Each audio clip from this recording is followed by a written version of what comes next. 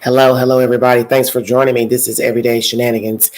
This will be a comprehensive dive into the shootings that took place in Uvalde, Texas. I'm going to bring you the latest update pertaining to information of the people who were viciously killed in this massacre of 19 children and 2 teachers. It's very disturbing news. It's once again disturbing news. There's no way to comprehend what happened. I don't even know if it can be preventable. I do ask the question in this live, did the family ignore the warning signs? Because I will play you audio from the grandfather speaking to ABC News, giving his take on the grandson's disposition beforehand. And it is up to you to decide if these people ignored the warning signs, that something was amiss, something was terribly wrong with this young man. We're also going to but we're going to dissect Texas law. I will bring you commentary on Texas law pertaining to the age of acquiring a gun, a license, where you can carry the gun, and the age limit. And you can decide if Texas needs to change the laws and what else can be done to prevent this from happening again. Because we do live in a society where people just don't like to rock the boat. People don't like to ask questions. People don't like to say anything to people that they feel would offend them, perturb them. And perhaps this is why we have numerous people deceased and also a gunman deceased. Because somebody didn't want to rock the boat. Somebody didn't want to ask the pertinent questions. What's wrong with you? What's bothering you? Why don't you talk? Why don't you communicate? A lot of things I'm going to dissect in this live. Thank you for joining me. This is Everyday Shenanigans. I will now give you a recap of the recent events. CNN is the source. 21 killed in Texas elementary school shooting.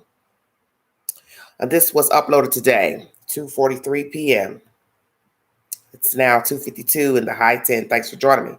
19 children and 2 teachers were killed in a shooting at Robb Elementary School in Uvalde, Texas on Tuesday, the Texas Department for Public Safety said.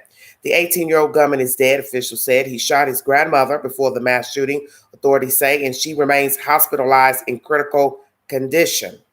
President Biden called on the U.S. to turn its collective pain into political action following the deadliest elementary school shooting since Sandy Hook in 2012. Snapchat has suspended an account associated with the Uvalde school shooter, a Snap spokesperson told CNN. The account may no longer be used or accessed, the spokesperson said. We are investigating an account that may have been associated with the suspect, and we are in active contact with law enforcement authorities to support their investigation, the spokesperson said in a statement. Asked whether the account has raised any prior red flags, the company declined to comment, citing the ongoing investigation. FBI Director Chris Wray said Tuesday that the Bureau was heartbroken by Tuesday's massacre at an elementary school in Texas, as he told lawmakers in Senate testimony that the FBI was committed to doing our part to support our partners in the investigation and the community of Uvalde as we began to try to move forward. Yesterday, we got the news that we all dread, including those of us in law enforcement. We do this work for the victims, both actual victims and the victims we're trying to prevent from being victims, Ray said. And there's no category of victims that more motivates the men and women of law enforcement, including men and women of the FBI, than children. Ray is testifying in a previously scheduled Senate Appropriations Subcommittee hearing on the FBI's budget. He kicked off his opening statement by addressing the shooting, which left 19 adults and 2 children dead. I think they got that wrong. 19 children, 2 adults, excuse me. They put a misquote in here. 19 children, 2 adults. Parents got calls yesterday that are too devastating to even fathom, and a holy nation was shaken by another horrific mass shooting, this time once again in an elementary school full of young kids just days away from finishing their school year. And my heart goes out to the families of the victims and the entire community of Uvalde, Ray said. I know that you're experiencing unimaginable pain and trauma, and the entire FBI family feels your heartbreak and stands with you. Texas Governor Greg Abbott said that prior to the Uvalde elementary school shooting, the gunman shared his plans on Facebook about 30 minutes before reaching the school. 30 minutes. Abbott said in the first message he wrote, "I'm going to shoot my grandmother," quote unquote. The gunman later said, "I shot my grandmother and I'm going to shoot an elementary school," according to Abbott, who described the messages as posts. After Abbott made these comments about the shooter's social media activity, Meta spokesperson Andy Stone tweeted, "The messages Governor Abbott described were private one-to-one text messages that were discovered after the terrible tragedy occurred. We are closely cooperating with law enforcement in their ongoing investigation. We will also chop up the person he sent the text messages to, which I believe is a female. If I'm incorrect, I will put a correction in this video." CNN is reaching out to Facebook and Abbott's office for additional clarification. The gunman shot his 66-year-old grandmother before heading to Robb Elementary School in Uvalde, Texas, in her car, according to Stephen McGraw, Director of Texas Department of Public Safety. The grandmother reported him to the police department when she was able to run across the street to a neighbor and get help. McCraw said at a news conference Wednesday she was medevaced to San Antonio in critical condition. At this point, she's still alive. So let me repeat that so you can understand what I'm saying. The grandmother reported him to the police department when she was able to run across the street to a neighbor and get help. This is some very sick stuff here. And it said the gunman shot 66-year-old grandmother before heading to Robb Elementary School in Uvalde, Texas, in her car. So I'm assuming he shot her in her car. Okay. The shooter used his grandmother's vehicle to drive approximately 0.29 miles, which is a block and a half away from Robb Elementary School, McCraw continued. He crashed the vehicle to that point in time. He exited with a backpack, took a rifle with him, and went to the west side of the campus, which is a back door, he added.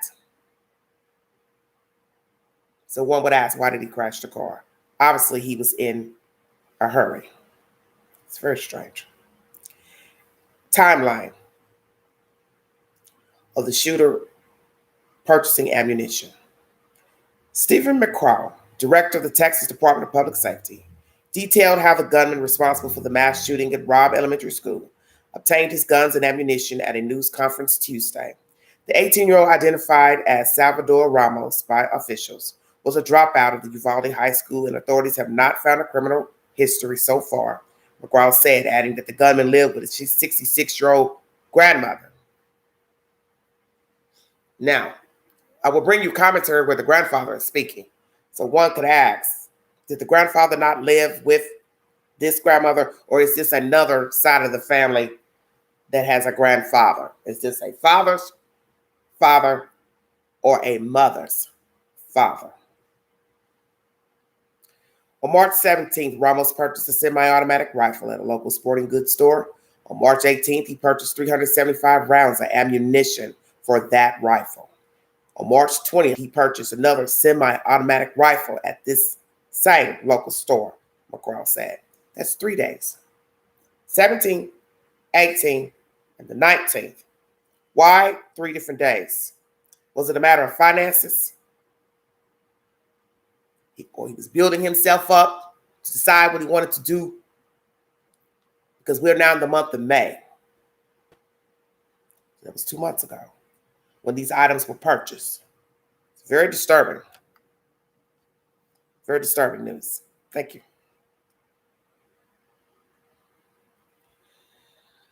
Texas Democratic gubernatorial nominee, former Rep. Beto O'Rourke, interrupted a news conference where Governor Greg Abbott and other officials were providing updates on the Uvalde elementary school shooting.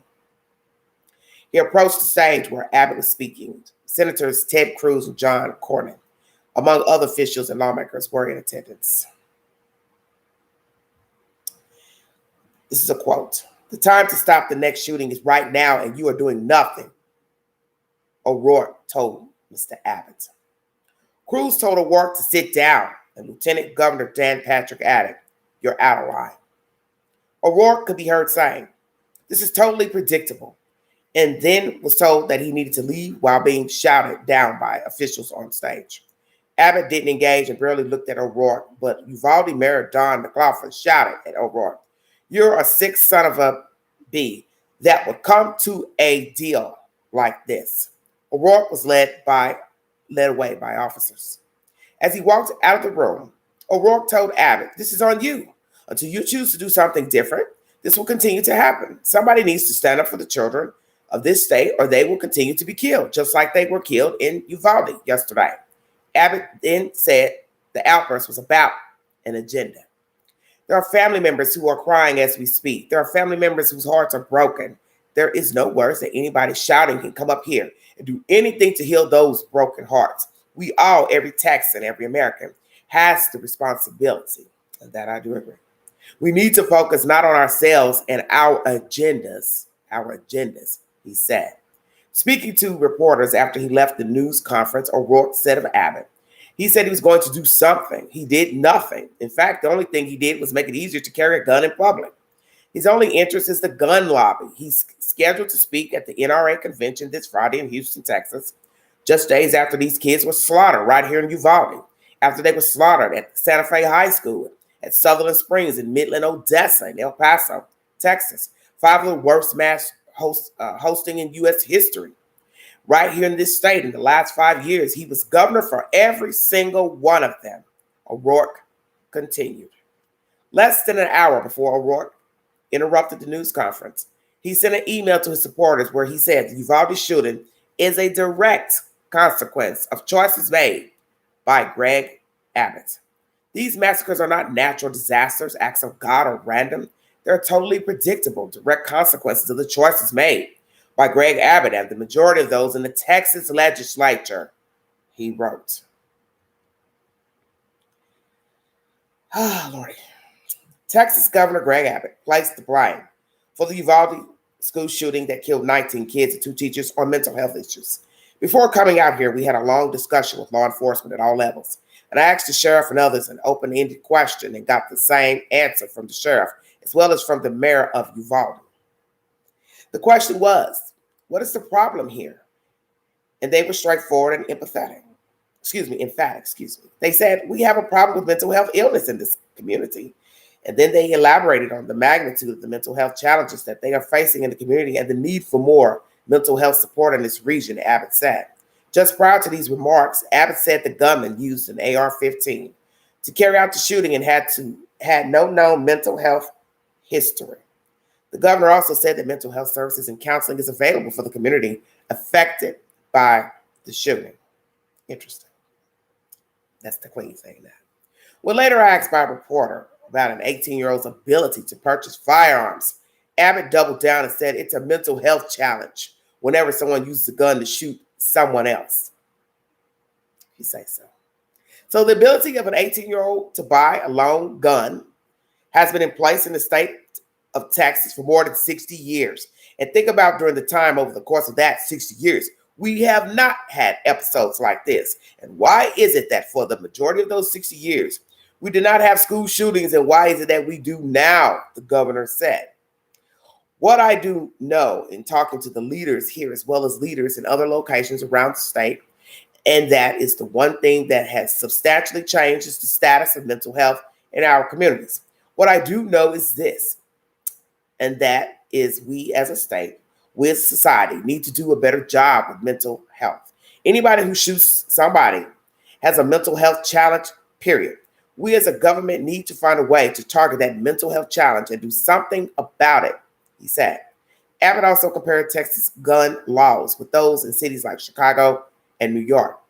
There are, quote, real gun laws in Chicago. There are, quote, real gun laws in New York. There are real gun laws in California. I hate to say this, but there are more people who were shot every weekend in Chicago than there are in schools in Texas, he claimed. And we need to realize that people who think that maybe if we could just implement tougher gun laws it's going to solve it. Chicago and LA and New York disproved that thesis. And so if you're looking for a real solution, Chicago teaches that what you're talking about is not a real solution. Our job is to come up with real solutions that we can implement. During his press conference Wednesday, Texas Governor Greg Abbott detailed how law enforcement officers engaged and killed the gunman at Uvalde's Robb Elementary School. Officers with the Consolidated Independent School, ISD, school district, approached the gunman and engaged with the gunman, he said. The gunman then entered a back door and then went down 2 short hallways and then into a classroom on the left-hand side. The gunman entered into a classroom which was connected internally to another classroom, Abbott explained. Border Patrol, Consolidated, ISD officers, police, sheriffs, and DPS, Texas Department of Public Safety, officers converged on that classroom, and a Border Patrol officer killed the gunman, he said. Texas Governor Greg Abbott said the 18-year-old gunman first shot his grandmother in the face before going into Robb Elementary School and killing 19 children and 2 teachers. She called the police and the gunman fled, had an accident with a vehicle outside the school, and then went into the school, the governor said. Texas Governor Greg Abbott opened a press conference the day after a school shooting in Uvalde, Texas, where 21 people left dead by saying, people are rightfully angry about what happened. These kids will never attend school again, to say the least. Uvalde has been shaken to its core. Families are broken apart. Heart are forever shattered. Excuse me. Families are broken apart. Heart are forever shattered. It's very weird wording. All Texans are grieving with the people of Uvalde. People are rightfully angry about what has happened. Events like this, they tear at the fabric of the community. Our job is to ensure that the community is not going to be ripped apart. All Texans must come together and support the families who have been affected by this horrific tragedy.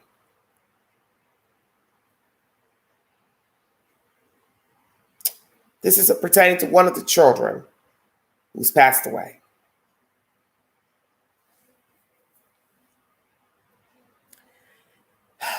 Ten-year-old Lexi Rubio's parents say she had a bright future before her life was cut short by the gun.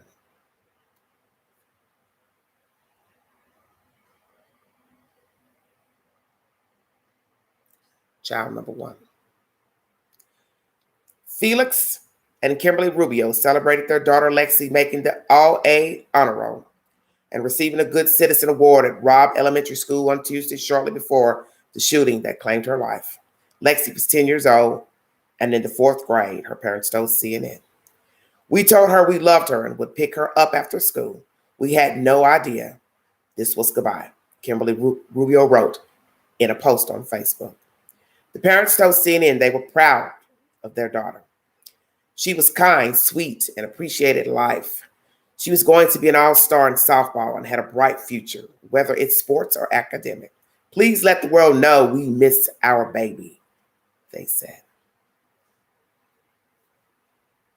Now, as most of you know, the Texas governor has held a press conference pertaining to this Uvalde shooting. And he's joined by Ted Cruz and John Cornyn. These are senators, lawmakers, and Police Chief Pete Arredondo and other officials. This was being held at the high school. And there's also been information coming in by the U.S. Secretary of Defense, Lloyd Austin, saying that today we are all citizens of Uvalde. At the beginning of his commencement remarks at the U.S. Air Force Academy graduation ceremony in Colorado Springs on Wednesday, which is today, the day after the deadly shooting that left 19 children and 2 teachers deceased.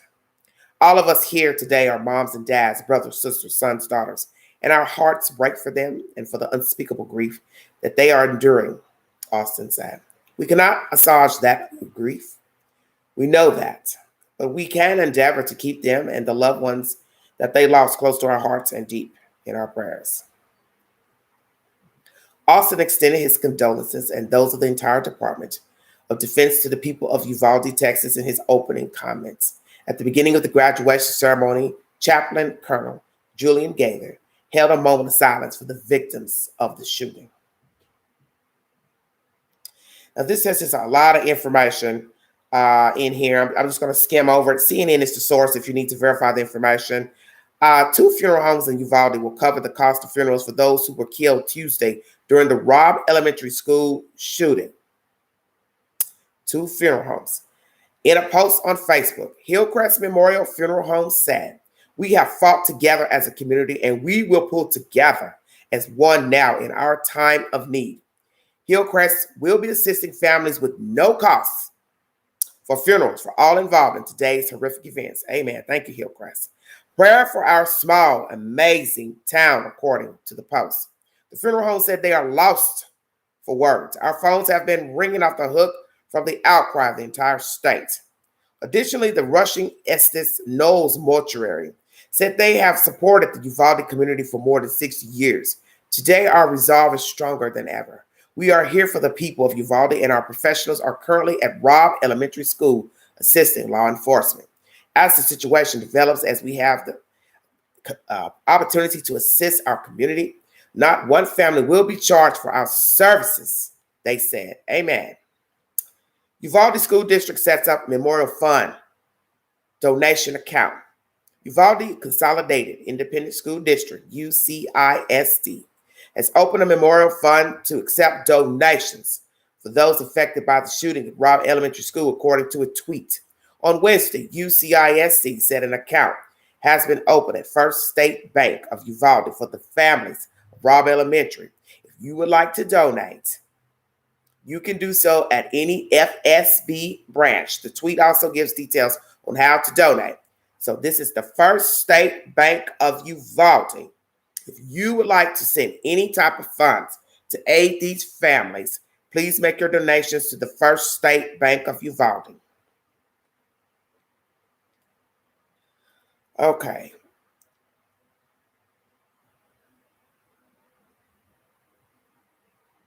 Now, for those who are curious to where all the remains have gone, all 21 victims are currently with the Bexar County Medical Examiner's Office in nearby San Antonio. The shooter is being held in a neighboring county and will not be moved to Bexar County until all the victims have been processed first, Diaz said. "Our first priority was to ID the victims," he said. Diaz was called to the scene a few hours after the shooting and was anticipating just a couple of victims. "I got there and thought it was 2 to 3 people. And when I was told 16 children, you cannot believe it's happening in your community," he said. "Before this, my biggest one was 4 people who died in a car crash," Diaz said. "You never think you'll be doing 21 inquests at one time." "It's a small town," Diaz said, adding that everyone knows each other. He himself knows the families of several victims. Diaz is working to get the bodies of the victims back to Uvalde as soon as possible. He is coordinating with 2 funeral homes in Uvalde to get the victims back with the families as early as later today or tomorrow. The 18-year-old Uvalde shooter messaged someone on Instagram that "I got a little secret," just hours before he gunned down 19 children and 2 teachers at Robb Elementary School, according to a screenshot of messages posted on the social media site. So the gunman sent someone messages on Instagram. 3 days before the attack, an Instagram account linked to the shooter, Salvador Ramos, posted a photo of 2 rifles lying on a carpet. The story tagged another Instagram account by name in the photo.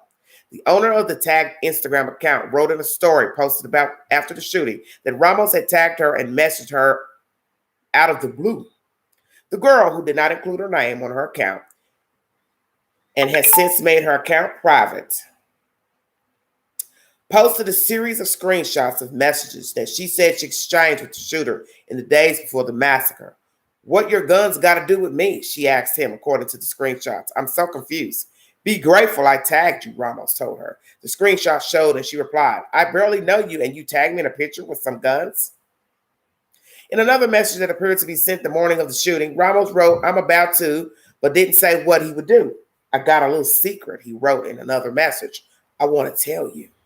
In messages posted to her story before it went private, the girl said that she didn't live in Texas and didn't know Ramos. "The only reason I responded to him was because I was afraid of him. I wish I stayed away to at least try to convince him to not commit his crime," she wrote. "I didn't know." Now, President Biden is planning to visit Texas. So right now he has aides in the early stages of planning this visit. The details are still being finalized, and it remains to be seen when the president will go, with officials keeping in mind they don't want to distract from ongoing response efforts. I'm just recapping everything. This is a very winded article.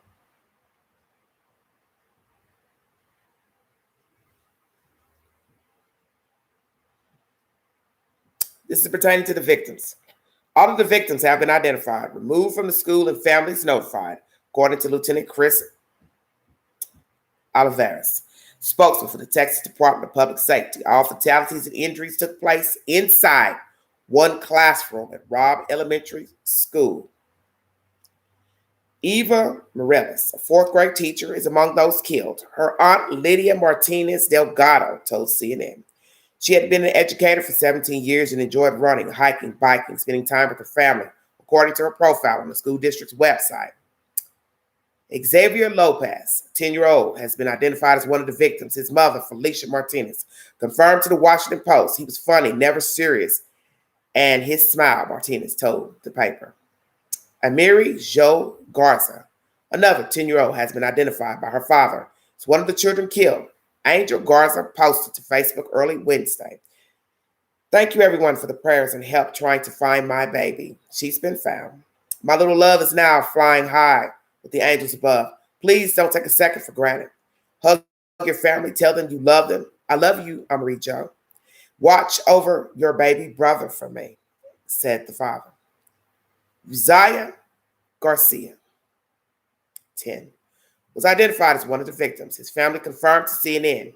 Garcia was in the fourth grade. His aunt Nikki Cross told CNN. His uncle Mitch Renfro described Garcia as a great kid, full of life, loved anything with wheels and video games. Garcia leaves behind 2 sisters. The gunman, I won't mention his name again, is dead, believed to have acted alone. Believed to have shot his grandmother before heading to the elementary school. She was hospitalized in critical condition late Tuesday. The suspect crashed his vehicle in a ditch near the school before attempting to enter the premises, Texas Department of Public Safety. Sergeant Eric Estrada told CNN. Now, they said this was late Tuesday. Okay, so make sure you get that correct. Okay. A motive for the shooting is unclear at this time, Estrada said. Law enforcement engaged the suspect, but he was able to get inside the school and barricade himself inside a classroom where he started shooting, Estrada said. As the shooting was taking place, officers were going around the school, breaking windows and trying to evacuate children and staff. They were then able to force entry into the classroom where the shooter was, said Lieutenant Chris Olivares of the Texas Department of Public Safety. Uvalde police and state troopers were first to arrive on the scene following a 911 call and were met with gunfire. 2 police officers received non-life-threatening injuries and are out of the hospital. More than 20 U.S. Custom and Border Protection agents responded to the scene and provided aid, a law enforcement official said. At least 1 Border Patrol agent was wounded by gunfire from the shooter, according to the U.S. Department of Homeland Security spokesperson Marsha Espinosa said. As I said, 18-year-old suspect. He attended Uvalde High School, according to Texas Governor Greg Abbott. A photo of 2 AR-15 style rifles was posted to an Instagram account linked to the gunman 3 days before the shooting. The photo was posted as a story under the username Salve8Door. Multiple classmates confirmed the account belonged to the suspect. The 2 guns that investigators say were used in Tuesday's deadly shooting were purchased by the suspect for his 18th birthday, according to the state senator who represents Uvalde. Unfortunately, on his 18th birthday, he bought those 2 assault rifles. It's the first thing he did when he turned 18, State Senator Ronald Gutierrez told CNN's Aaron Burnett, citing a briefing he received from Texas Rangers. Gutierrez said the guns were bought legally from a federally authorized dealer in Uvalde area. He stopped attending school regularly, one of his former classmates told CNN. He barely came to school, said the friend, who did not wish to be identified. He recently sent him a picture of an AR-15. The suspect sent this person a picture. A backpack with rounds of ammunition and several gun magazines, the friend added. A A former classmate said he would get severely bullied and made fun of a lot and was taunted by others for the clothes he wore and for his family's financial situation. The suspect worked at a local Wendy's. A manager, Adrian Mendez, confirmed to CNN, and that is something I was curious about, especially when it came to how he was able to purchase the ammunition. Uvalde is about 90 miles west of San Antonio and just east of the U.S.-Mexican border. Robb Elementary School, second through fourth grades, had about 535 students in the 2021 school year. State data shows about 90% of the students are Hispanic and about 81% are economically disadvantaged, according to the data. Uvalde County had a population of about 25,000 persons in the 2020 census. As of Tuesday, the Gun Violence Archive reports at least 213 mass shootings in 2022. CNN the archive defined a mass shooting as one of which 4 or more people were injured or killed, not including the shooter. This is at least the 30th shooting at a K-12 school in 2022, according to a CNN tally. So far, there have been more mass shootings than days in 2022, including the racist attack at Buffalo, New York grocery store a little over a week ago that left 10 dead.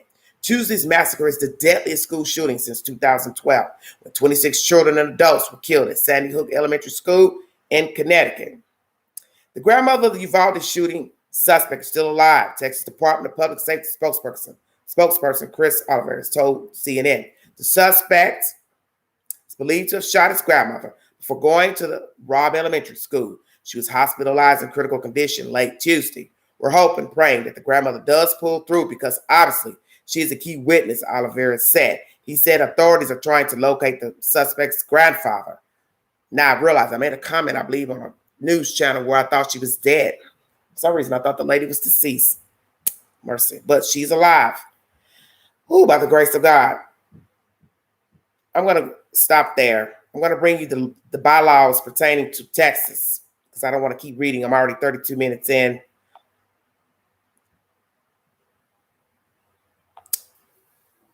If you're curious to how he was able to purchase a gun in the state of Texas, I will now bring you that said information. Thank you all so much for joining me. If you'd like to donate to the channel, $Big Angie 129 Cash App. All super chats, stickers are welcome during this live. Thank you for your support. Courts is the source. A man shot and killed 19 children, 2 teachers in Uvalde, Texas on Tuesday, 27th shooting in the U.S. so far this year. It said 1 teacher, but I'm going to go ahead and say 2 because that's the tally we have at this moment. The perpetrator who was killed by the police has been identified as an 18-year-old from the local community, which is some 80 miles west of San Antonio. The man entered the school with a handgun and possibly a rifle, although details of the weapons and how he got them are still to be confirmed. Let's see. Now, this is information yesterday. So I've already brought you information that he bought the rifles on his birthday. What happened in Uvalde is a horrific tragedy that cannot be tolerated in the state of Texas, said Governor Greg Abbott. Last year, Abbott, an enthusiastic promoter of gun ownership who is scheduled to speak at the National Rifle Association's annual meeting this coming weekend in Houston, signed 22 pieces of legislation that made it easier to buy, carry, and own guns in the state. And that's possibly why this guy interrupted their press conference going off about the gun legislation and blaming this governor and senators. Here is information you need to know pertaining to how this 18-year-old was able to purchase these weapons. Under the unlicensed carry law, as of September, anyone 21 or older can carry a handgun in most places without any need for training or a permit. Texas still need licenses to carry guns in schools, colleges, although requirements can vary depending on the school and location. Private businesses can also ban guns. While the official minimum age to own and carry a gun in Texas remains 21, another law that came into effect in September allows people between 18 and 21 to buy a handgun if they otherwise, please listen carefully to what I'm about to say, 18 and 21 to buy a handgun if they otherwise meet the requirements to own one and are under an emergency protection order by a magistrate. According to the new rule, people who are under threat of family violence, including stalking, forced prostitution, can submit a request for a gun license. Now we have to ask ourselves, how long does it take to get all this, the gun license paperwork? That's where I'm a little confused, considering these weapons were purchased in March. Other gun-friendly laws, foster homes now allow foster homes to store guns and ammunition together rather than separately. Gun owners to visibly display their weapons while in a motor vehicle, and junior marshals to carry concealed guns instead of storing them in schools and colleges. During the same legislative session, Abbott signed the Second Amendment Sanctuary Act, which forbids local agencies from enforcing new federal gun rules. Further, government agencies in the state, including cities, counties, and school districts, are banned from signing contracts with businesses that discriminate against the firearm industry. Nearly 60% of Texans were against allowing guns to be carried in public places without a license, 60%. And almost half say they were in favor of making gun laws stricter, according to a poll by the University of Texas and the Texas Tribune last April. This is where I'm baffled. Was he in a violent situation at the grandmother's house? Because here it says, and this is Texas law, the minimum age to own and carry a gun in Texas remains 21. Another law that came into effect in September, which would have been last year, allows people between 18 and 21 to buy a handgun if they otherwise meet the requirements to own one and are under an emergency protection a protection order by a magistrate. According to the new rule, people who are under threat of family violence, stalking, or forced prostitution can submit a request for gun violence. What in the hell are we talking about here? So did he have credentials to take to the place where he purchased a gun to say, I'm being stalked, I'm being bullied, I'm having problems? So if he did, what was the paperwork that he took in order to get the gun? How long does it take to get a gun? 18, 21, however old you are. What is the timeline? When I pulled this article up, I thought they were going to give me the timeline of how long it takes to purchase a weapon, processing your paperwork. So now this is even more baffling that they're saying at 18, you can have a reason such as forced prostitution, stalking, family violence to get the gun at 18. So did he give this reason? And who's going to verify it and how would they verify it? See, this is where I'm confused. This is where I'm utterly confused. If somebody has this information, please tell the queen, because this is crazy. If you need a source for this information about the Texas law, Courts is the source. Let's go ahead into the YouTube queue and hear commentary from the grandfather. Now, is this grandfather living with the grandmother that got shot, or this is another parent's father? Because he's speaking about the relationship of the child coming and going. They're staying out in front of the house. There's tape out in front of the house. So I'm assuming this is a house where the grandfather lived with the grandmother. But when I read that article, it just said he lived with his grandmother.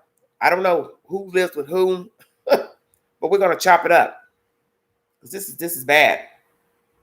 If you want verification for the information I'm about to play, ABC. Yes. Sometimes he would go. I take him to work with me. Not all the time, but I would take him to work. And it didn't seem like he went to school very often. No, well, this past year he didn't go to school. He didn't graduate, but he didn't go to school. Why? I don't know. You tell them, and they think they know kids nowadays. They know everything. Did you notice that he was growing disturbed? Was he becoming upset? Was he? He was very quiet. He was very quiet. Everybody says he almost didn't talk very much. No, he didn't talk very much. Did he talk to you?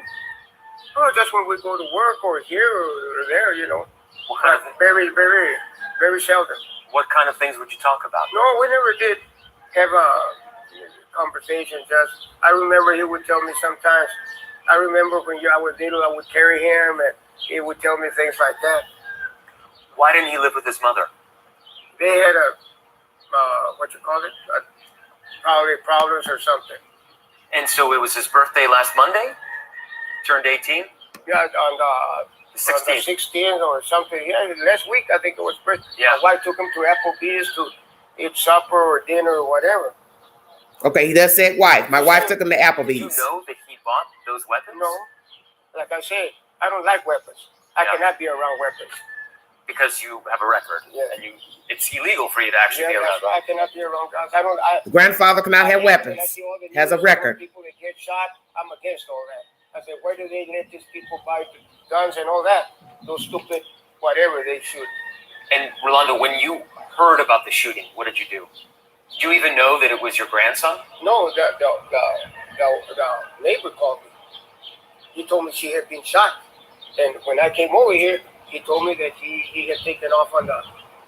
And your grandson didn't have a driver's license, right? No. He didn't even know how to drive. No. What went through your mind when you heard? I didn't say nothing. It still hasn't sunk in yet. And so, did he ever talk about guns or weapons with you? Did he talk about being upset or angry? No. Saying it came out of the blue. If you could have done anything differently, what would you have done? I didn't know he had weapons or nothing or this or that. If I would have known, I would have reported him. You would have reported your own grandson. Yes. Because I'm against all that. Hi, everyone. George. All right. Would he have reported his grandson had he known he had a weapon? The grandfather lets you know he has a criminal record. Okay? So that's the reason why he, sorry, bad lighting. Sorry. That's why he can't own a weapon. So what is the grandfather's criminal record? We can go ahead and ask all that. He opened Pandora's box, so I'm going to ask. Granddaddy, what have you done? What is your criminal history? He does specify that he's married to the grandmother. The grandmother took him to Applebee's for his birthday. So did you join Grandpa? What is really going on with this family? Because I'm getting a disconnect with these people. I'm going to chop it up here in a minute. You know I will.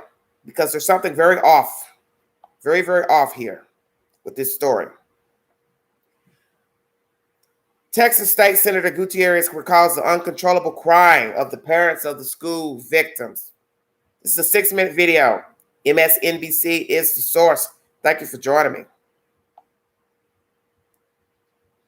A difficult time. You know, you live here. This is your area. You go from San Antonio all the way close to the border. You got 700 miles of border in your district. How do you process this? It's been a very hard 24 hours. I heard yesterday around 1 p.m. and at first we heard it was one child. And then as the day escalated, it was 9 and then 14 and then 18 and then 19. As I got here last night and started visiting with my constituents, the stakeholders, the county judge and others, I went to the reunification center and I saw families that were waiting to hear whether their child was dead or alive. And as people were informed that their child had deceased, you heard uncontrollable crying. As you could imagine, it has been an incredibly hard 24 hours. It has been incredibly hard. That center, which initially was a place where parents went to be reunited with their children, evolved into this place where parents had to give their DNA, hoping, praying, begging that their children survive. What do you know? I don't know. I mean,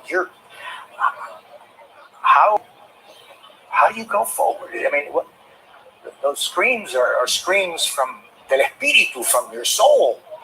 It was amazing to me to see people waiting. They're very calmly And then to get horrifying news and to see that the calmness of it all, and they were sitting there huddled with their families praying. I cannot believe that we're living this nightmare right now, and I don't wish that people in America could have saw what I saw last night. Yeah. But I wish that people that advocate for these types of weapons knew what I now know. I wish that people would understand that we need change in this country. How do you, and it's so raw and so real, and I mean, there are some parents that are yet to be with their deceased children. Some that will never be able to see their children the way they left them yesterday morning here in Rob, because these bullets have destroyed the children. I'm sorry. And I know that, just talking to you about now you're focused and rightfully so on the help that these people and the officers, the people who had to go into that fourth grade classroom and see what they saw, and then the people that heard, including yourself, those screams. That's the immediate. Talk to me about the immediate, and then also about the future. Yeah, we always tend to talk about this space, about mental health care that we need for shooters and the like. And certainly there's a desperate need for that in Texas, but no one ever talks about the mental health care for communities. We're still dealing in Sutherland Springs, which is 40 miles from my home. We're still dealing with bereavement consultants over there in that community. This is going to be a long-term thing for the families of Uvalde. This is going to be something that they're going to be reeling with days after the media is gone and months after the media is gone. I dare not say what I know happened in that school out of respect for these families. I thank you for that. I am just shocked beyond belief and beyond words. I don't know what call to action there is, because every time we want to do something in the state legislature, the Republican-controlled legislature says, no, we're not going to do anything. People elect me to solve problems. And in this space, I just feel so powerless, because after we try and we can't get a modicum of gun sense. And that's all I'm asking for into the future, because if we don't learn from this, then what are we? What am I doing in Austin if I can't get Republican colleagues to learn from this?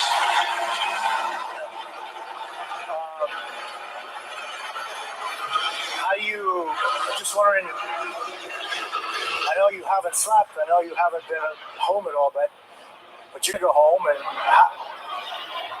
what are you going to say when you get home? Actually, I've been driving back and forth, and this morning I hugged my daughters when they went off to school. And I started thinking about the 19 parents that weren't going to get to send their kids off to school anymore. When my kids said, okay, Dad, stop, I said, no, you got to give me a hard squeeze hug. They're preteens now, and so this is where we're at. This is where we're at in this country, and it's not right. It's not right. I'm sorry. Senator Gutierrez, thank you. Thank you for being here. Thank you for your time, for your heart, your voice. And we need a lot of that. Thank you. Appreciate it. MSNBC is the source. I'm going to go ahead and chop up my commentary because I don't want to hold you all. It's a pretty day in the high 10, and I want to try to enjoy it because somebody didn't get up this morning. As most of you know, these children didn't make it.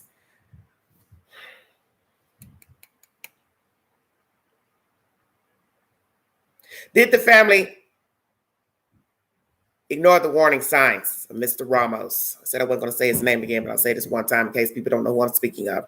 Did you not notice the signs? Sir, you just did an interview with the ABC News affiliate, the national news, and you seem like you really don't know your grandson. So I'm asking you, sir, ma'am, she's in a hospital. Hopefully she will pull through, the grandmother. But did you all not engage with your grandson? Because see, this is where I have the problem. When you're being interviewed, you can't tell us anything about him. He doesn't talk. He's quiet. He's this, he's that. You don't know about the guns. You didn't know about him purchasing guns. You didn't know he had any guns. You also have a criminal record yourself. You don't reveal what that record is. What have you done? Were you even safe to be in the house with a child? Let's go there. Grandmother too. I don't know her. What has she done? What has she been doing? Why was the child living with you all? You said he had a disagreement with his mother. What exactly? He was unruly, wasn't following the rules. Was he being teased, mistreated by the mother? Was there a father involved, boyfriend involved, other children involved? Does he have siblings? I asked that as well. Maybe that's the reason why he went into that school and shot those children. Remember, there's a reason for the season. There's a reason he went in that school. You have to engage with your children. You have to ask your children questions. Yes, every child is different. One is talkative, one is not. But you need to see the warning signs when something is wrong with your child. Because if it wasn't him shooting up the school, it could have been killing himself or out here doing other mischievous things to other people. Do you understand what I'm saying?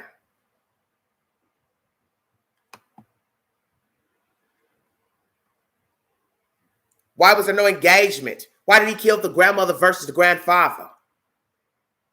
Does he not like women? Stay woke.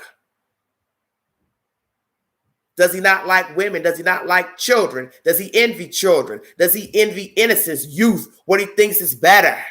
What he thinks he was robbed of? What was he? Did he believe his life was stolen from him? Although he's alive and breathing, but life's been unfair to him. That's obvious. Come on now. Why me? But as a preacher once said on TV, why not you? Why are you special? Man took my son, nailed him to the cross and stretched him wide.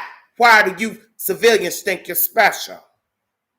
See, I'm bringing this to you so you can understand the scripture as well. That pastor made a lot of sense. You didn't think it was going to be easy being here, did you?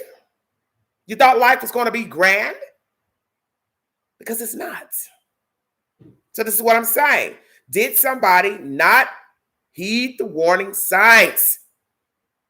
He didn't talk. He didn't go to school. Why didn't he go to school?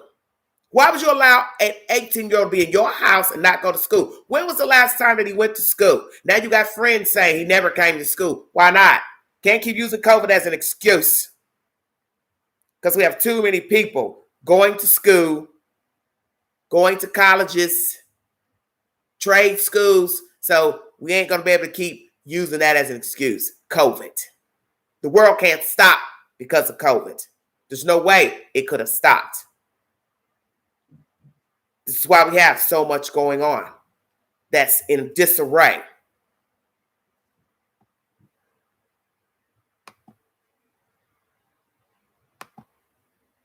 Why did you all not make him go to school? Did he ever have any violent tendencies at the house? Talk crazy to you, hit any of you, push any of you, shove any of you? How long has he been living with the grandparents? Where's the mother? Where's the father? Are the parents together, his bio mother and bio father? Where are they? What is she thinking now? Oh, I know what she's thinking now. Woo! I made it just in time. Come on with it, Queen.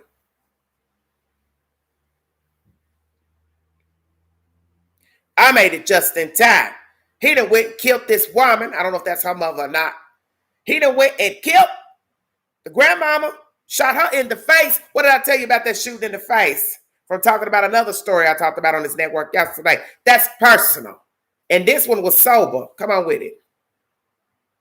This one wasn't drunk. That we know of. Lucid. Knew what he was doing. Ting! To the face. Did you hear what I said?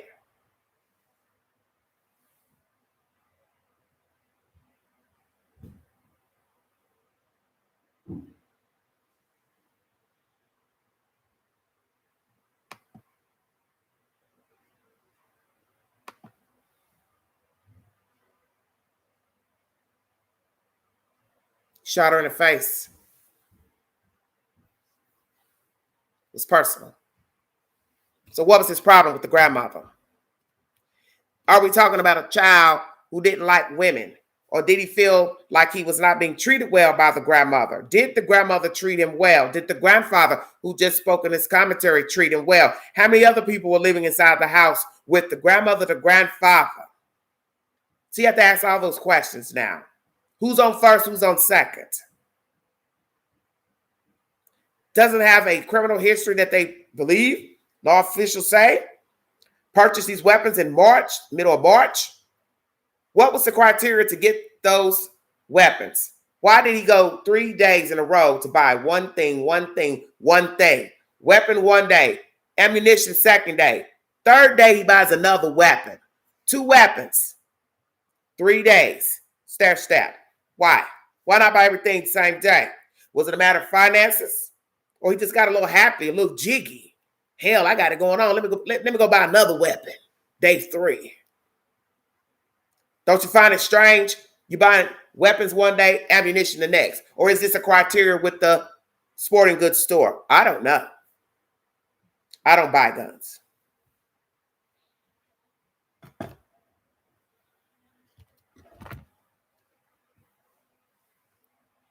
But this is strange. Try to get my lighting together. Sorry. This is strange behavior. The 3-day situation back in March. So that means he hid the guns in his room. Nobody suspected anything. So that means when he bought them, how did he bring it in? He waited till what? Dark? He didn't drive, did he? He doesn't have a car. Worked at Wendy's. How long did he work at Wendy's? What was his behavior on the job? What will the co-workers and managers have to say about his disposition on his job? Did he fraternize? Did he like girls? Did he like boys? What's going on? Someone in the commentary is saying something about being on Instagram and females' clothes. I don't have any information to that. I don't want to start any rumors about the decedent. I don't really care about him because he took the coward's way out. He didn't have to do this. No matter what he was going through, no matter what he was experiencing with his parents, grandparents, school, being bullied. What have I told you all? You can't just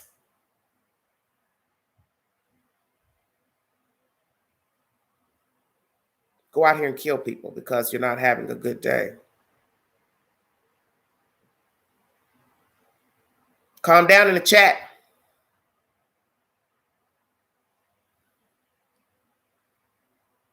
What was going on with this 18-year-old?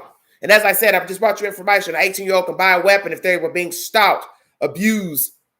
So was he being stalked, abused, family violence? But what did he take as a criteria if indeed he used that? See, this is what I'm saying. Don't make no sense. Can you just walk in a Texas store and buy a gun on that day with nothing? Because I don't understand it. I thought there's supposed to be a waiting period while they run your background. Or is that just at pawn shops?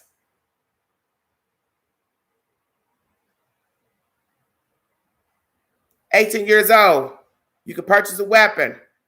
Special circumstances. New law implemented in September 21. Violence, forced prostitution, stalking. Was he faced with any of those scenarios? Because now you got to explain to the queen how he was able to walk into the store and buy the gun and not do a background check. Because when you say he went in and bought them on March this day, you didn't believe it. You didn't check anything. So how does that work? Does this state not let felons have guns? So once again, if I walked into the store to buy a gun, how do you know I'm not a felon? Or did he already go to the store months before and everything came back clear and he was able to buy the gun in the middle of March?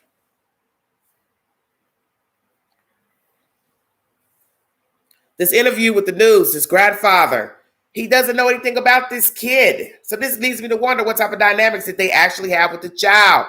Did they ever engage with him? They just let him live there, sleep in a room, fed him, but that's it. We also hear that this is a poor region, this Uvalde, Texas, that most of the children that attended that school were poor or disadvantaged. So now we got to ask, Was he also disadvantaged? Were these people receiving any type of public aid, public assistance? Was his mother poor? What was going on to lead up to this? Wrecked the truck in the yard trying to get to the school because he just shot his grandmama. So I guess he said, I got to get on with the get on because I'm trying to kill these kids. Ran into school, went in the back door, had even case in the area to know he could get in that back door. Where is the security? What the hell is going on? This is a really stupid, jacked up damn story. Minus the children being deceased and the teachers. But how it's laid out. He shoots his grandmother, rushes to the school, wrecks the truck, jump out. Ain't nobody noticing none of this. This G.I. Joe shit. Runs into a back door. Ting! It's open, like there's a sign waiting. Come on in, honey. We've been waiting on you. Well, what is this? I read somewhere 4 officers were supposed to be working at the school. So let me ask this, because this might be a very dumb question. The 4 that were supposed to be working, were they supposed to be working simultaneously on the property? Or you just had a total of 4 and they came to work when they wanted to? I'm confused. Where were the 4 officers that were supposed to be guarding the school? Why do you not have the machine that you walk into to check for heavy artillery? Why was the door unlocked? I went to an elementary school years ago just to check in about the voting, because you know a lot of schools will have voting booths or whatever when it's time to vote. You think I just walked in that school? Hell no. I had to hit the buzzer. And most schools will have a buzzer, especially elementary schools. You hit the buzzer, yes, how may I help you? And then you tell them what your reason is for wanting to enter that building, which doesn't mean I couldn't have had a weapon on me, but you understand what I'm saying. Where is the appropriate protocol for this damn school? Where were the security officers? Were they all working simultaneously yesterday? Front of the school, side of the school, back of the school, what? Because this is a failed system here.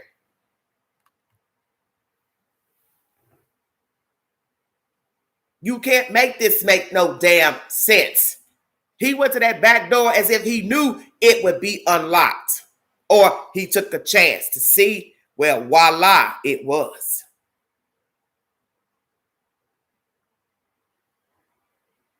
And a lot of doors in schools won't even have handles on the outside. So that way a person can't even grab or mess with it or jimmy to try to break in. You can only go out from the inside, but you can't enter from the outside. So now let's ask that question. Did the outside door have handles on it? This is sickening.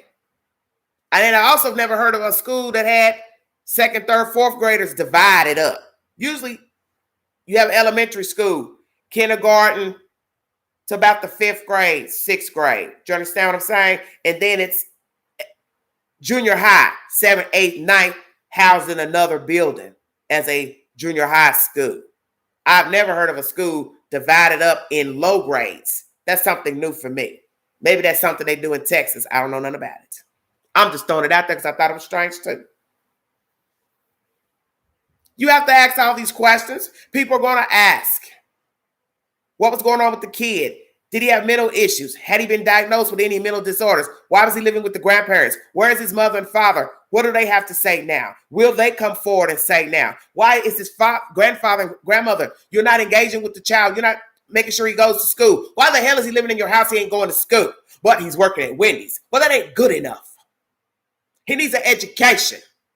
And maybe had you all been watching him, monitoring him, talking to him, trying to get him to talk, converse, we wouldn't be talking about this story. Those babies would be alive. Those teachers would be alive. Those officers wouldn't have been injured. He took down a whole damn classroom. And they said there were 2 rooms adjoining.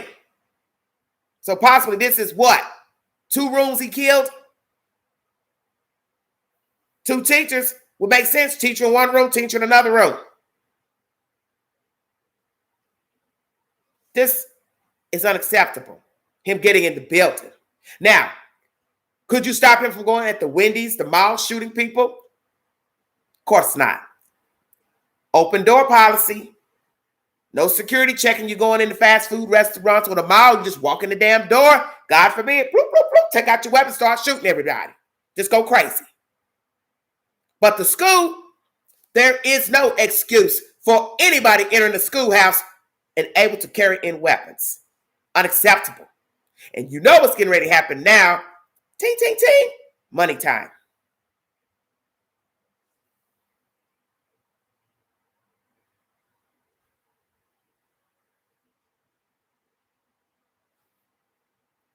Now the city of Uvalde, you're getting ready to have to pay out for all those deceased people because you have now got to explain to the general public how, and the families, how he was able to enter a school that he shouldn't have been entering, period.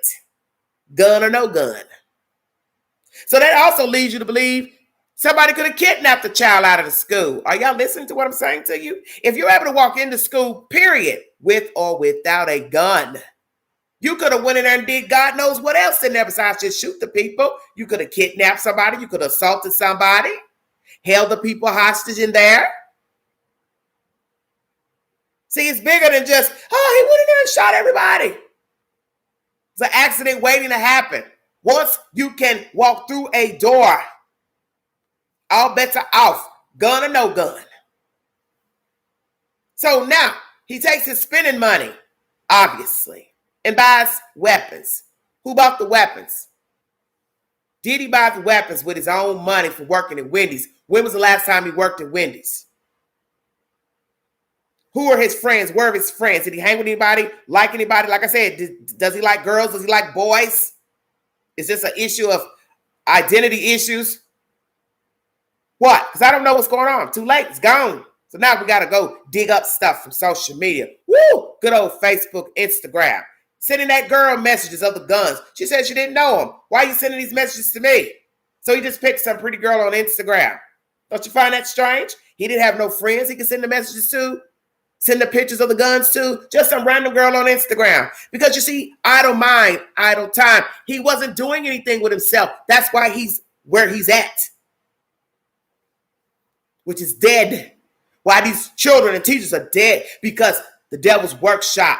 Idle mind. Too much time sitting around, watching TV, playing video games, imagining things, fantasizing about life and this and that, and hurting people. This is why the world's jacked up. You got too much free time. This right here is a problem. You sitting here watching me on this box is a problem. You got to get out. This cannot be your entire world. Looking at a computer, looking at an iPhone. Who did what on Snapchat? Who did what on TikTok? Girl, let me tell you what she said on Facebook. Get a grip. This cannot be the catch-all. You've got to engage with people. Some of you don't like being around big crowds, being around a lot of people. Maybe you ain't got a lot of friends, a lot of family. Whatever. Take a walk. Take a walk. Go outside, get some damn air. Go to the library. This can't be your all. And it shows you he was gone on. He's sitting here sending messages and pictures of rifles to a complete stranger. That leads me to believe he ain't got no damn friends. He didn't have any. So he didn't have no friends, allegedly. Mama and daddy ain't interacting with him. When was the last time he saw his family?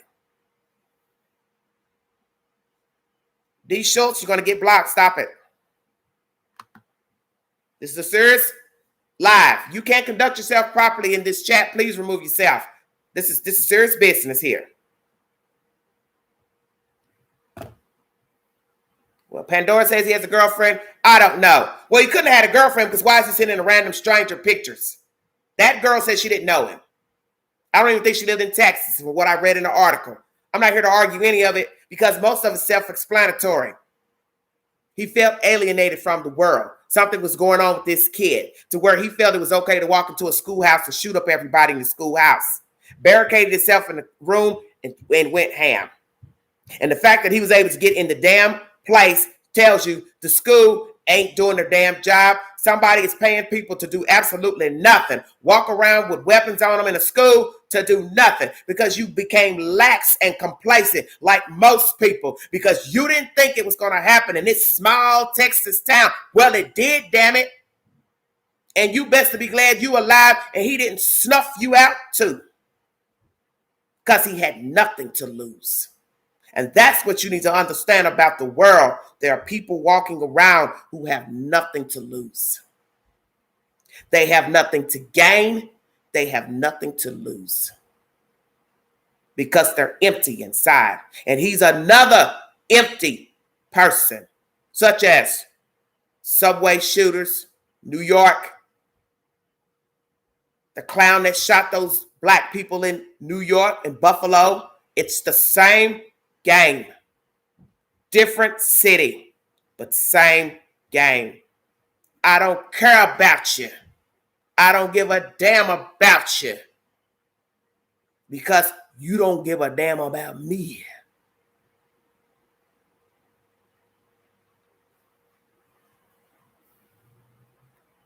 And that is the breeding ground for mass shootings, erratic behavior, crime. Is feeling unworthy. The person has decided to tell the world that they are unlovable, unworthy, undervalued. So since you all are looking at me in this way, I'm going to show you what I'm made of. I'm going to snuff you out. Maybe I can't fight you, but I sure as hell can shoot you to death.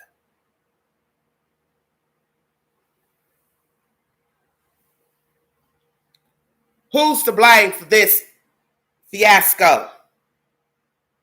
Parents, grandparents, the school, who saw the signs, who ignored the signs, gun legislators, who's to blame? You see, it is a combination of everything. How you raised, how you treated, your own ideologies, your own perceptions in life, people who are ignoring the signs that something is wrong with you, gun legislators, making it easy to go buy a gun, which has been said about Texas law. That's obvious. He just bought 2 guns in March. And now he's dead. 20 plus people are dead. You can't make it easy to get the gun. But the point is, a person will get the gun when and wherever, be it legally or illegally. All you got to do is go out here and ask somebody. Hey, you know where I can get a gun? Yeah, hold on. I'll be right back with you.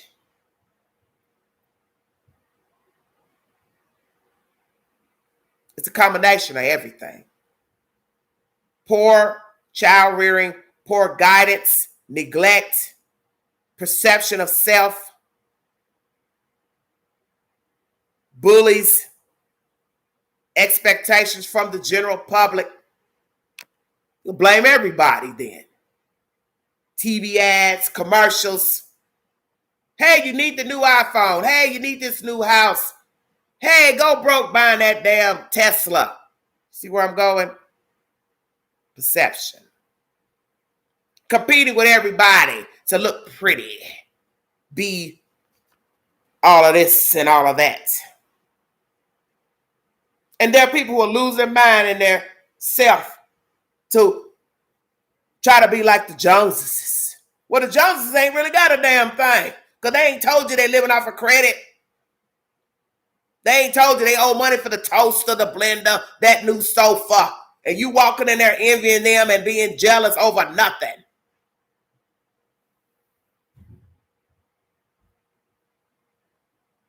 See, that's what you got to check yourself. Be the best you. Be the best you. Don't worry about nobody else. Worry about what they're saying over here.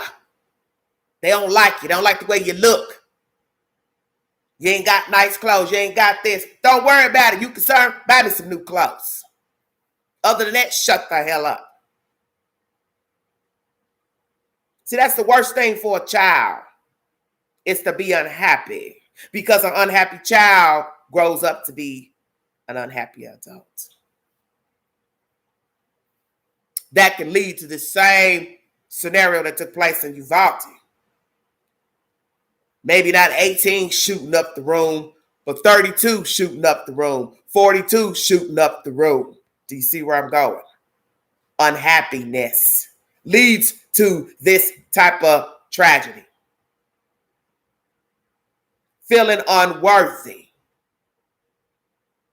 ignored, used, abused, manipulated, neglected. That's what leads to what happened in Uvalde by an 18-year-old. Nobody took heed to the signs. They've been there. He's probably been quiet his entire life. Probably had a lot of dysfunction in his family with his mother and upbringing. Who's to say there wasn't favoritism with other siblings, brothers and sisters? Whatever problems he had, mental, physical, being teased. He just said, F the world. I'm checking out and I'm taking some of you with me. Because y'all ain't worthy of life. Look at me. Look what has happened to me. Y'all don't care about me. So I don't care about y'all. And there are many people walking around as this 18-year-old was walking around, miserable and lonely inside. They just haven't shot the room up yet. But they tell you in oh so subtle ways in their conversation. I don't care about that. Why are you worried about that? Who cares what happened in Ohio? Who cares what happened in Colorado? It ain't my family, ain't my friends. You know how many people I've talked to that have this attitude? And they're grown. They're not 18. They're fully stocked. 52, 40 years old. Don't care about nobody. Oh, I care about my kids. But I don't care about nobody else. Come again. What you mean? How you going to just care about your child, but you don't care about the world? You don't care about what's going on in the world. You live in this world. You pay bills in this world. Your children live in this world. He or she will have to pay bills in this world, but you don't care about nothing else going on in this world. That don't even make no damn sense. No, just say you're a narcissist and you're picking and choosing what to care about and love. You just as empty as the one that shot them children. In NYC shooting, Subway, 2 Subway shootings. All these shootings in a month. Washington, D.C., shooting from a balcony.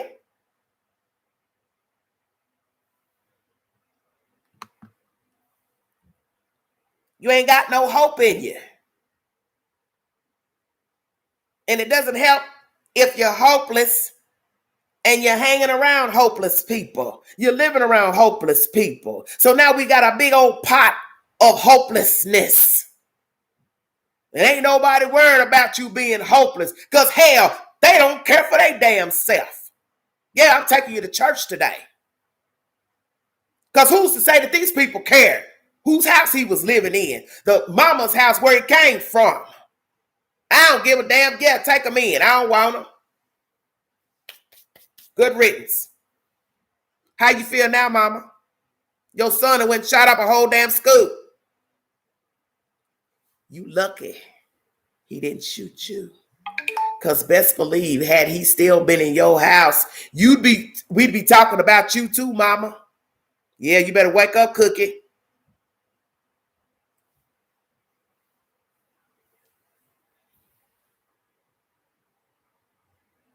Why did he leave the mother's house? Did the mother put him out? Was there dysfunction in her house? Do she have other children? If so, do all the children have the same father? You have to ask all those questions because it's those little things that lead up to what happened in Uvalde in that elementary school. Who raised him? How was he treated? Did he have other brothers and sisters? Did other brothers and sisters get favored? Was he mistreated by his mother, father? Where is his father? Where is the mother? Where are they? Why did he shoot the grandmother only, not the grandfather? Where was the grandfather when he shot the grandmother? Stay woke. It's just a female issue. I don't like girls. I don't like women. Because you see, if he was mistreated by a woman, and then he went over to house number 2, and he still ain't being treated well by a woman, wake up.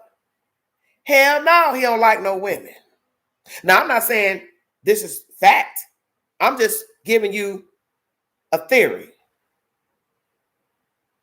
This is where all this self-hate comes from. I ain't been treated well. And then it's a woman mistreating me. Now she's sitting me over here in my grandmama's house. I ain't liking her too much either. So did he like his grandmother? He couldn't have. That's why he shot her. He didn't kill that granddaddy. Stay woke. Were they having words yesterday? Was there an argument? Hey, you need to do something with yourself. Hey, what's wrong with you? Was she ridiculed him, saying something out of the way? Why did he only shoot the grandmother and not the grandfather?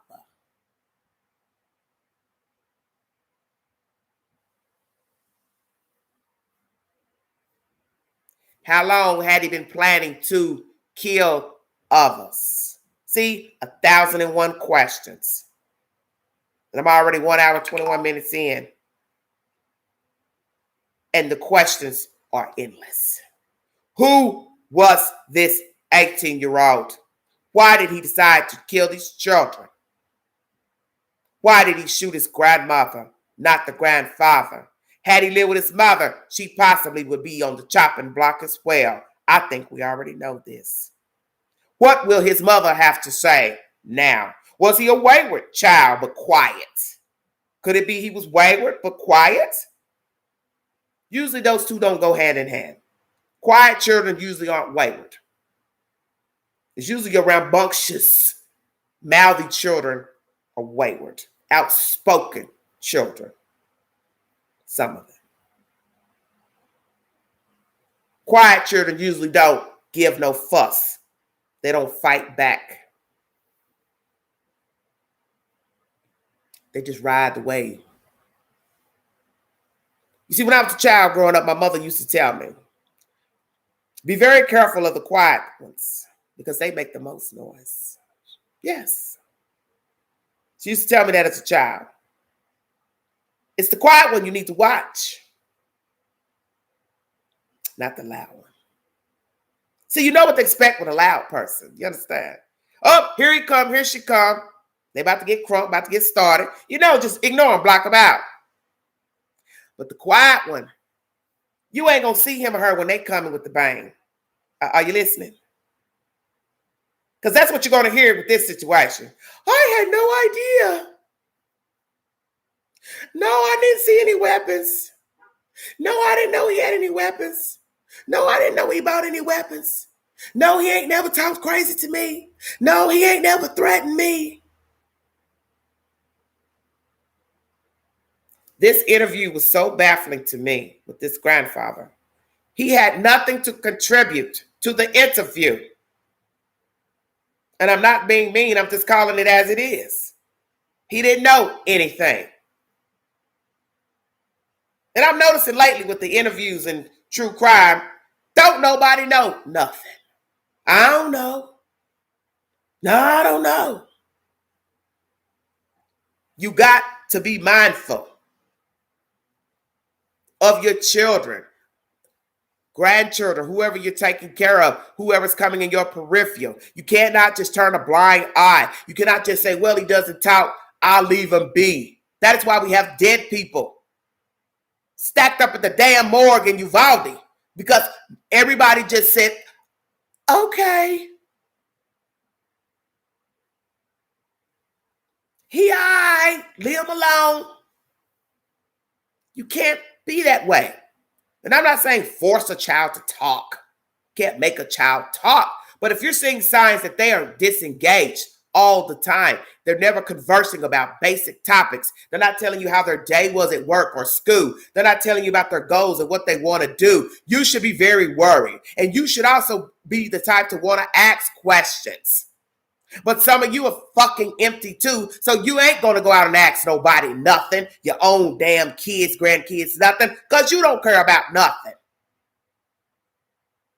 And I'm not saying this granddaddy's empty, but something's off in this story. Because his own words told the story. He didn't know nothing. Oh, he quiet, he don't talk. The interviewer asked him, what you talk about? We don't talk about nothing. You don't talk about nothing. You don't think to ask him? Hey, how's your day? How was school? How was work? Did you have a good day? Everything go okay? Hey, you hungry? What you want for dinner? You want to go out to eat? You want to do something this weekend? Don't you engage? What do you all do for a living? Grandpa, you said you take him to work. I thought that was a strange comment. Work where exactly? You took him to work where? What do you do for a living, Grandpa? What did Granny do for a living? How long have you had this child in your possession? Did you take him out of feeling obligated? Did you even really want him to live with you? Why did he leave the mother's house? Did the mother ask you to take him in? Or did the boy say, hey, I want to go live with my grandparents? See, 1,000 questions to ask. Got no answers. Because this interview, he tell us nothing.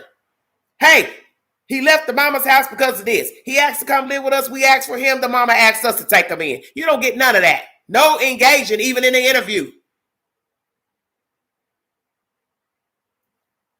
I bring this to you uncut, raw, because this is why the world is jacked up. Nobody wants to ask the pertinent questions until after the fact, like right now what I'm doing. It's too late. Some people will say, oh, it don't matter now.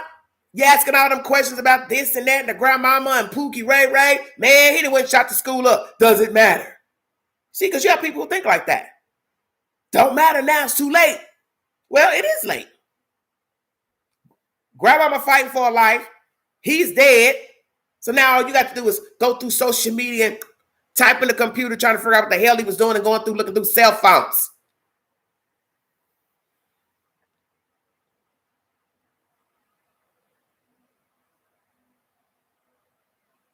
You got to pay attention. You cannot bring children here and just leave them to fend for themselves. Because none of us asked to be here. The children didn't ask to be here. They don't ask to be here. And if you're not going to engage with your children, you don't need them. Okay? You're not going to be concerned about the welfare. You're not going to make sure they're eating properly. You're not going to compliment your child, love on your child, hug your child, nurture your child. Don't have kids, okay? Don't take in other people's children if you're not going to go the full mile with the child. You're not going to honor the child. Don't take them in. Don't give birth, don't produce. It's all the same. Don't provide the sperm. It's all the same. They're not dolls. They're not little G.I. Joe dolls. Pick it up, play with it, then put it on the shelf and throw it over in the bin, and then go pick up something else to do later. It's a human being. And that is the reason why we have the problems we have in our country and abroad. It's because some of you think that these are dolls. He all right over there, leave him alone. She all right, leave her alone. She all right, she quiet, leave her alone. She all right. No, it ain't all right. There's some dead folks got to be buried. And by the grace of God, these funeral homes have stepped up to bury every last one of them, no cost. Amen. Thank you. God is good. And that's a lot of work for these funeral homes too, to be putting these people in proper caskets for service. It's a job. 20 plus people to bury. That's a lot of people in one small town of 25,000 people. That's a lot. You don't get that many people dying in a small town Think about that for a second. I thought about that last night. What's the population of this town? Now I know.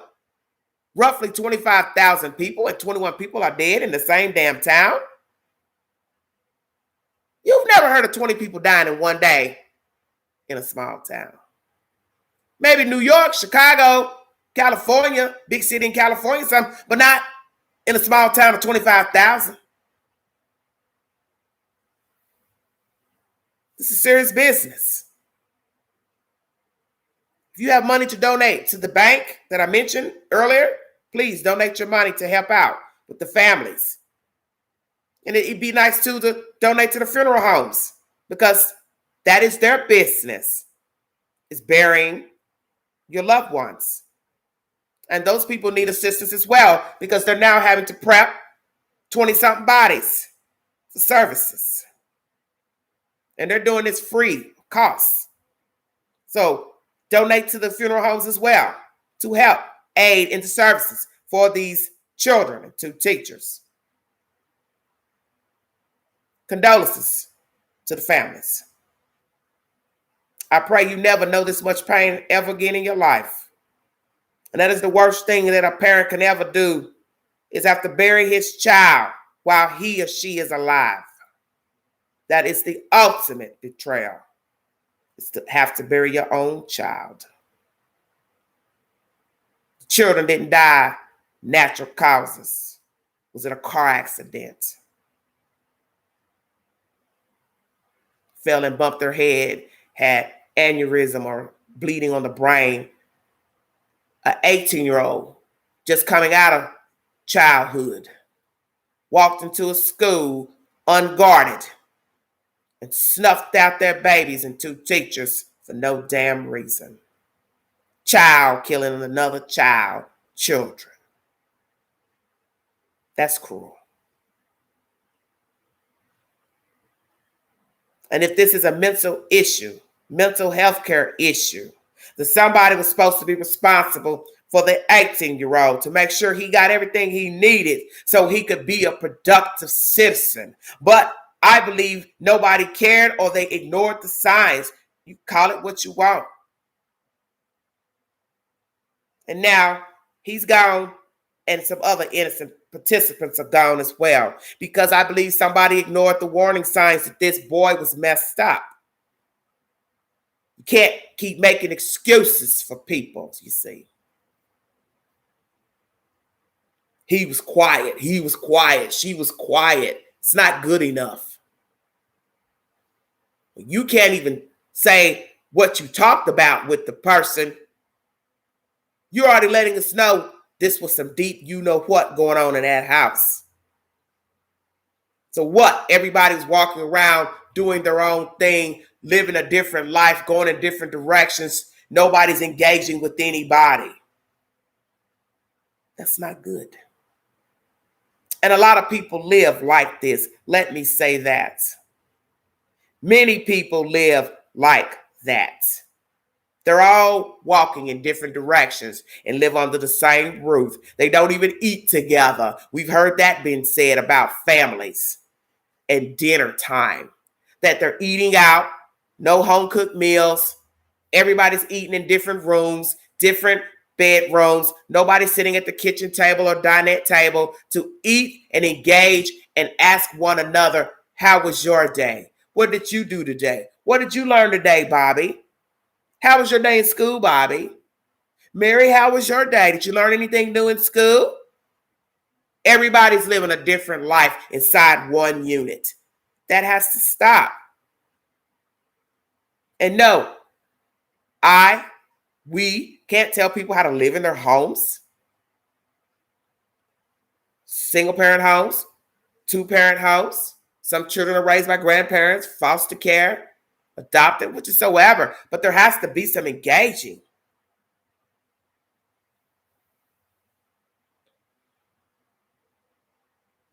There has to be some engaging. Can't just walk in the door and you're not speaking to anybody.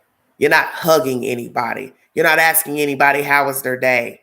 The children are just walking in, lifeless, hopeless, don't feel good about themselves, had a bad day at school, not getting along with the teachers, not getting along with the other students, being teased, bullied, whatever the hell's going on, or they're having identity issues, they're too afraid to talk because maybe you're not the type of person they can talk to. They don't feel safe talking to you. Maybe you're the type that pops off. Maybe you're just ignorant as hell because you don't know how to interact with a damn child. You don't know how to interact with a human being. So they go crawl up in their room, miserable as hell, and then all this shit is just building up inside of them. And they poof, pop off one day. Too late to go back. Hey, Joel. The excuses have got to stop. If you're not going to ride the ride all the way and child rearing, don't hop on the damn train. And don't pick up the slack for somebody else's child if you're not willing to ride the ride all the way out. And if you're a child feeling troubled, go ask somebody for help, baby. There's help out there. You don't have to be in the world alone. Whether you live with your parents, you're in foster care, you live with a guardian, a grandparent, you don't have to ride this ride alone. Go talk to somebody you trust that you think will listen to you. So you don't end up like this 18-year-old, walking around vengeful and angry and deciding to buy heavy artillery to go kill innocent civilians, children. You don't have to be this miserable. That's what people need to understand about life. Yeah, it can be a bitch.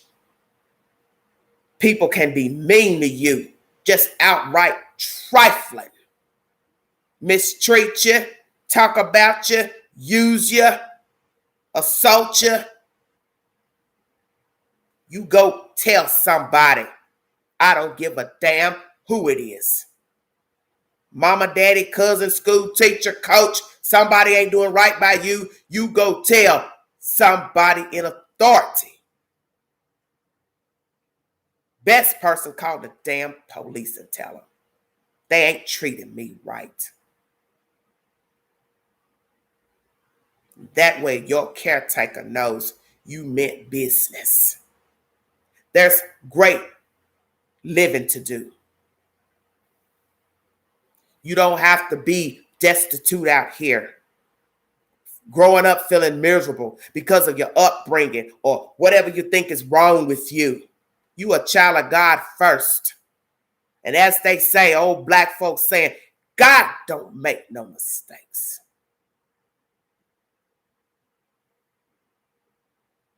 You're a child of God first and foremost. So it don't matter about how you look, how you sound, who ain't treating you right. Take it to the Lord and turn it over and ask him to give you guidance and strength to overcome this, whatever this is. And it may not be a quick solution. You may have to go through some trials and tribulations until you are free from the bondage that you feel that you're in. And this advice is for adults as well. You ain't got to succumb to the madness. Free yourself.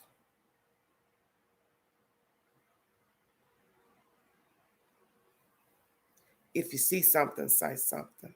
You notice something erratic about a child, young person or grown up, say something. Call somebody, whomever, Adult Protective Services, police, whoever. Hey, something going on over here with this child, with this adult, with this elderly person. You ain't got to go tell nobody you made a phone call. Keep it to yourself. Somebody get to asking questions. Hey, you know who called? Somebody called Pookie, Ray Ray. Somebody called DHS. Somebody, I don't know nothing about it. And keep it moving. You ain't got to tell nobody you made a phone call about a damn thing. So long as you know you did the right thing and you can sleep at night with what you did, that's all that matters. Because that is what's wrong with our country today. People do not like to get involved in other people's business. They like to cry and moan after the fact. When the shit then jumped off, it's too late. going crying to the news about what you heard, what you saw. It's too late for that. Don't nobody want to hear nothing about you saw somebody walking around acting crazy, doing crazy stuff, walking around with their hair not combed, stinky, smelly, didn't change their clothes for 4 or 5 days. What's the point after the fact? It's too late. Before I leave this live, I want to tell you something. God is good. And he sent his son here to save us. And some of you may feel you unsavable, but you need to turn it over. If you don't even believe in God, you've got many places you can go and find the word. You can find it in the Bible. Just read it. You don't understand what it says? Go to the church and have somebody explain it to you. But I'm telling you, you need to turn it over. He's the only one that can fix it. He is the fixer. And he's a way maker. And this shouldn't have happened to an 18-year-old to feel like he had to go do this. And nobody should have to be burying their kid. And 2 school teachers. Turn it over before it's too late. Give it to God. He can fix it. I'm a living witness and a testimony. He can fix it. If you want to donate to the channel, $ Big Angie 129 Cash App. Thank you all so much for your support. God bless all these people in Uvalde. Bless the funeral home who has been kind enough to bury all of these participants, these people. Bless the families who have lost their children. Bless the law enforcement. I thought it was so strange seeing all these law enforcement there because naturally they didn't know how many people were in the building shooting. But the sad part of the story was all these different agencies gathered, but yet nobody was inside to save the children, to save the teachers. Where was the cavalry inside of the school? Something to think about. I want to thank you all so much. Please pray for Uvalde. Please pray for this community, the parents who have lost their children. These parents are going to need our prayers. And if you know any of these people, be a lending hand, be an ear. Please be there for them because they're going to need it. Because as I said, somebody didn't get up this morning. An itty bitty spider didn't get up this morning. 19 itty bitty spiders didn't get up. No more going to school. No more coming home. No more playing outside. No more playing with their friends, their siblings. No more. Help these people. They're going to need our help. Do anything you can. If it's just bringing somebody a plate of food, a bouquet of flowers, a phone call, a text, a card in the mail, give back. And please, outside participants, don't harass these people either. Be respectful and show the deceased respect because these were babies and 2 adults and they didn't ask for this. And know that God knows everything and he allows everything. And sometimes people will blame God. But what you have to remember is there's a remaining factor, and that's the devil. He's busy. And a pastor once said that too. Why are you blaming God? Why don't you blame the devil? It's the devil's work. Why must it be God's fault? God gives you free will to know right from wrong and to make choices. And God didn't tell nobody to go in that schoolhouse and kill those children and those adults. That was Satan. He used that boy. Just like he uses so many other people to do his dirty work. And when you go work for the devil, you should know you're not being paid anything. And the wage will be high. for death. And that's in the scripture. The wage of sin is death. Now he's on the other side. And whatever he thought was so horrible over here, he will finally see it's nothing compared to the other side. And if it's a horrible way on the other side, that's between him and God. Now, God could show him favor, but we will never know.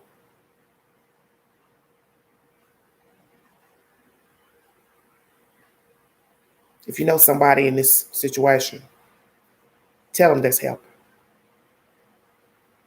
Tell them there's help. Thank you for joining me. This is Everyday Shenanigans. God bless all of you.